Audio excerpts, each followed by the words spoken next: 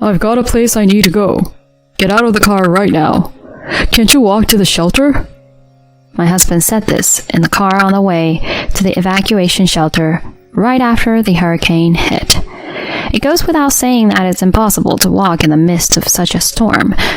What are you talking about? Hurry up and start the car and take me to the shelter.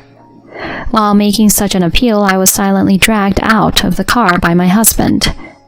My futile resistance left me stranded outside the car in the pouring rain. My husband, after giving me a quick glance, got into the car and accelerated away. The wind blew so hard I couldn't stand and the heavy downpour pounded my body. That's when my anger reached its peak. I don't need a husband who would leave his wife behind on a hurricane day. I'll make sure that man regrets it. With clenched fists, I slowly walked through the storm towards the shelter. My name is Evelyn Anderson. I'm a working wife in my 3rd year of marriage. I met my husband Larry at the after-party of a friend's wedding. I was invited as a friend of the priest, and Larry was invited as a friend of the groom. I worked as a tax accountant and was busy at the office. I thought I didn't need a boyfriend for a while, but with Larry's persistent pursuit, we started dating. Amidst the busy days, our relationship progressed smoothly, and he proposed in the 2nd year. Evelyn, I'm sure I will make you happy, so please, marry me. I was swayed by Larry's passionate words and accepted the proposal. He was looking at his father-in-law's travel company as the heir apparent. In his 30s, he was already in the position of a department head and had a sufficient income. My parents-in-law were very kind people and said this to me when we first met. I'm so happy that Larry's fiancé is such a wonderful person. Please take good care of him from now on. I'm thinking of entrusting our family's company to Larry in the future. Evelyn, please support our son. A serious and gentle father-in-law with a calm mother-in-law. I had a good impression of them. Later, Larry and I registered our marriage. After our wedding, we started living together in an apartment near his company. With the move, I resigned from the tax accounting firm where I had been working. Afterward, I had decided to work as a freelance tax accountant. When we began living together, Larry's father said to him, Larry, since you both are a working couple, make sure to cooperate with household chores. And my mother-in-law followed suit. That's right. Depending entirely on Evelyn isn't good. You should rely on each other. He said, I understand, and I was smiling next to him. With wonderful in-laws like Larry's, I believed that a happy married life awaited us.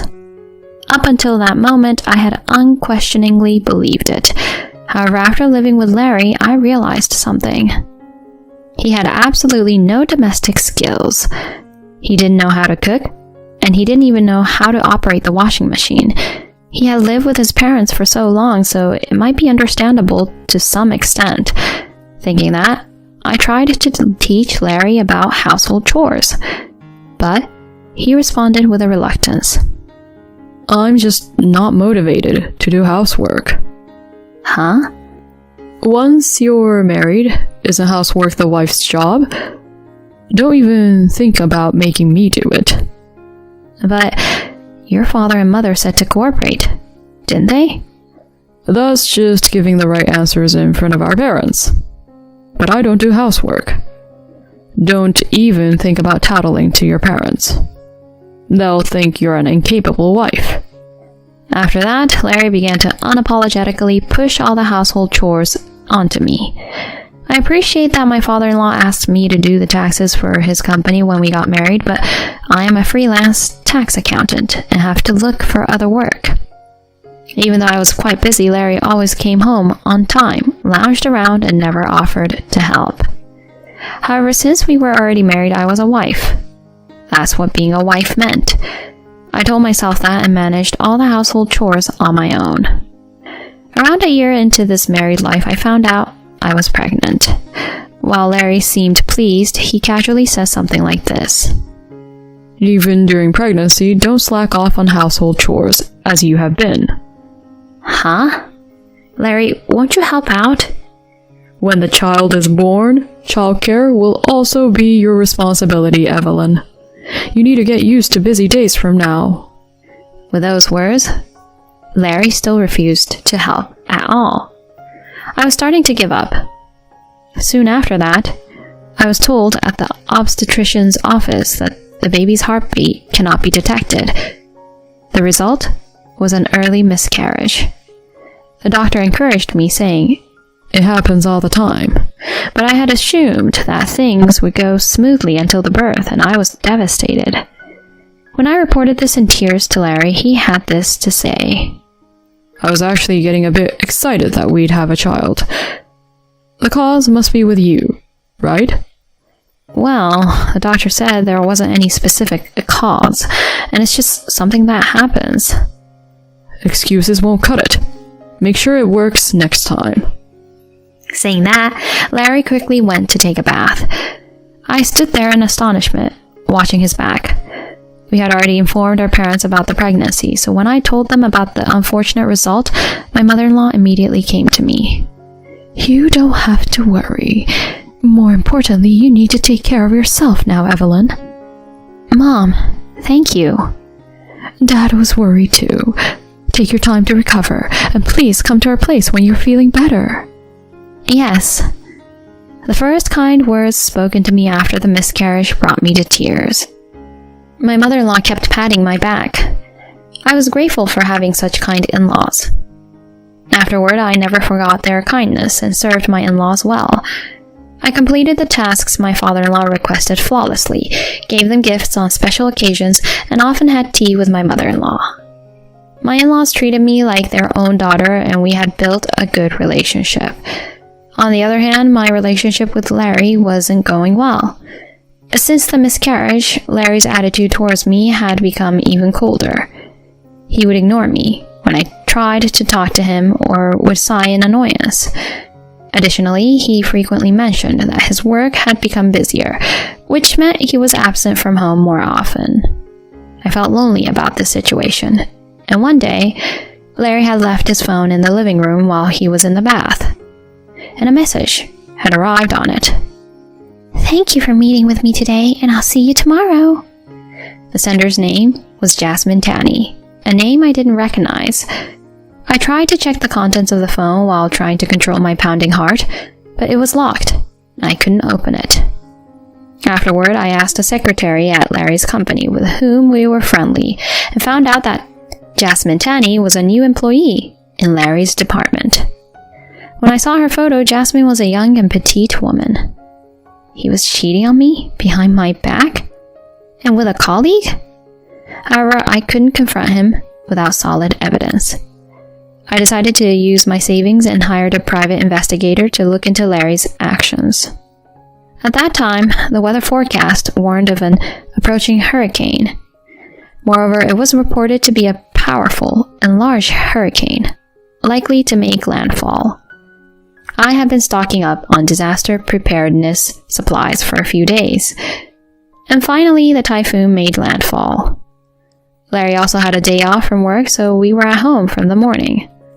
The wind kept getting stronger, and the rain became intense. We were feeling anxious, but then the mobile phone emitted a warning sound. I checked it, and it was an emergency message. The content urged us to evacuate immediately due to the risk of flooding near our house. "Larry, there might be a flood here too. We need to evacuate quickly." Upon telling my husband this in a rush, he responded seriously, "You're right," and began preparations. The two of us carried our belongings and got into the car, heading to a shelter about 30 minutes away. About 10 minutes after driving, a text message reached Larry's phone. Upon checking it, he quickly changed his expression. "I have to go to a place I can't miss." "Huh?" "Get out right now. You can walk to the shelter, can't you?" Outside, there was, of course, a violent storm.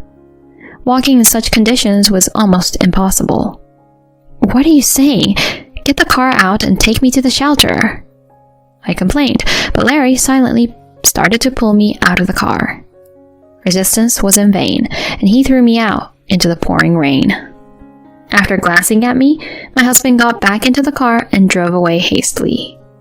The wind was so strong that I couldn't stand, and the heavy rain battered my body. I had a rough idea of his destination. He must have gone to his affair partner. At that moment, my anger reached its peak. A husband who abandons his wife on a hurricane day to visit his affair partner is no longer needed. I will definitely show that man a thing or two.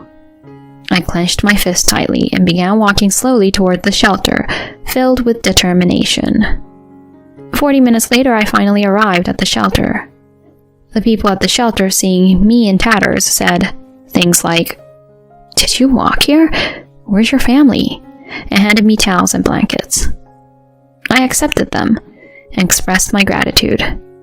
Then, my mobile phone received a message. After checking the content, I quickly made a call to a certain place. While taking a breather at the shelter, my mobile phone rang. The caller was Larry. I answered the call in silence. "Hey, Evelyn, help me." I could hear Larry's panicked voice on the other end of the phone. "The road is flooded and my car is stuck. I'm stranded. Come and help me. I'm on 3rd Avenue. When I remained silent, my husband's tone became frantic. "What? Are you still mad about what happened earlier? This is no time for that. My life is in danger here." "Who are you with?" "Huh? Well, a colleague from work needed help, so I gave her a ride in the car." "Oh, I see. Well, I hope you both can overcome this crisis together." I hung up the phone without waiting for a response. However, the relentless calls continued. Feeling annoyed, I powered off my phone and ignored the incoming calls. But then, a familiar voice spoke to me. "Evelyn, you're safe." It was Larry's mother, my mother-in-law. She had rushed to the shelter from the safety of her home after I called. "Mom, Dad." "Evelyn, you look terrible. What on earth happened? Where is Larry?" "There's something important I need to tell you both." I told my in-laws everything.